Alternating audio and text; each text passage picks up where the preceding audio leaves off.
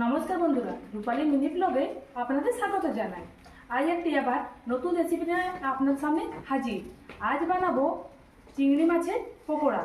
একজন কমেন্ট করে বলেছেন বন্ধু যে চিংড়ি মাছের পকোড়া কিভাবে বানাতে হয় একদিন বানিয়ে দেখান। আজ সেটাই আপনাদেরকে বানিয়ে দেখাবো। কি কি উপকরণগুলো নিয়েছি দেখে নিন।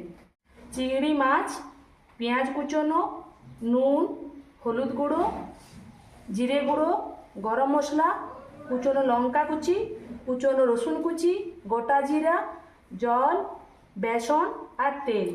এগুলো এবারে মেখে নেব। প্রথমে দিলাম মাছ, তারপর দিলাম পেঁয়াজ কুচি, পরিমাণ মতো নুন, হলুদ গুঁড়ো, জিরে গুঁড়ো, গরম মশলা গুঁড়ো, লঙ্কা কুচনো, রসুন কুচনো, গোটা জিরা আর শেষে দিয়ে দিলাম বেসন। এবারে এটা জল দিয়ে ভালোভাবে মেখে নেব। A few moments later. মাখা তৈরি। এই যে বেশি শক্তও না বেশি নরমও না। এবারে কড়াই বসিয়ে এগুলো ভেজে নেব। গ্যাস অন করে কড়াই বসিয়ে দিয়েছি আর কড়াইয়ের মধ্যে দিয়ে দিয়েছি তেল। তেল গরম হয়ে গেছে। এবারে একে একে পকোড়া ছেঁকে নেব।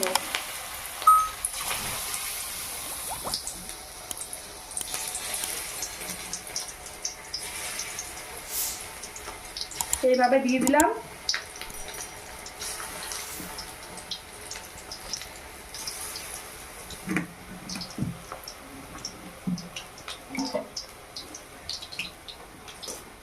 এবারে উল্টো পাশ ঘুরিয়ে নেব।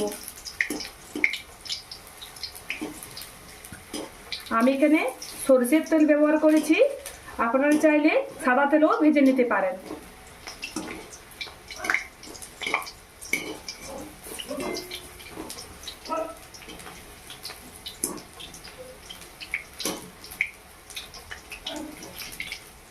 এই যে উল্টো পাশ ঘুরিয়ে নিলাম।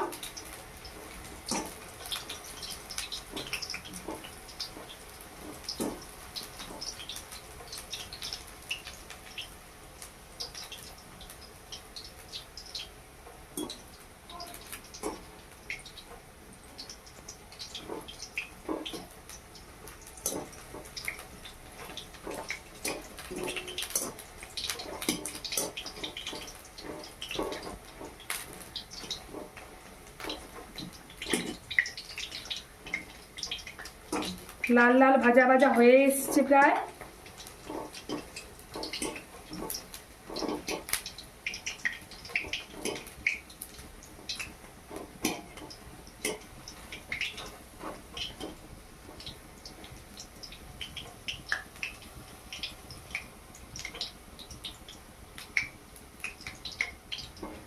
ভাজা ভাজা হয়ে গেছে।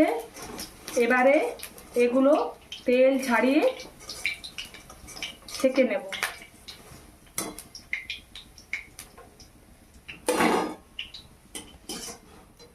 এইভাবেই বাকিগুলো বানিয়ে নেব। আমার চিংড়ি মাছের পকোড়া তৈরি। আপনারা একদিন বাড়িতে বানিয়ে খেয়ে দেখুন। কেমন লাগলো না লাগলো কমেন্ট বক্সে গিয়ে জানান। আর যদি ভালো লাগে তাহলে আমার চ্যানেলটি অবশ্যই লাইক, কমেন্ট, শেয়ার এবং সাবস্ক্রাইব করে দিন।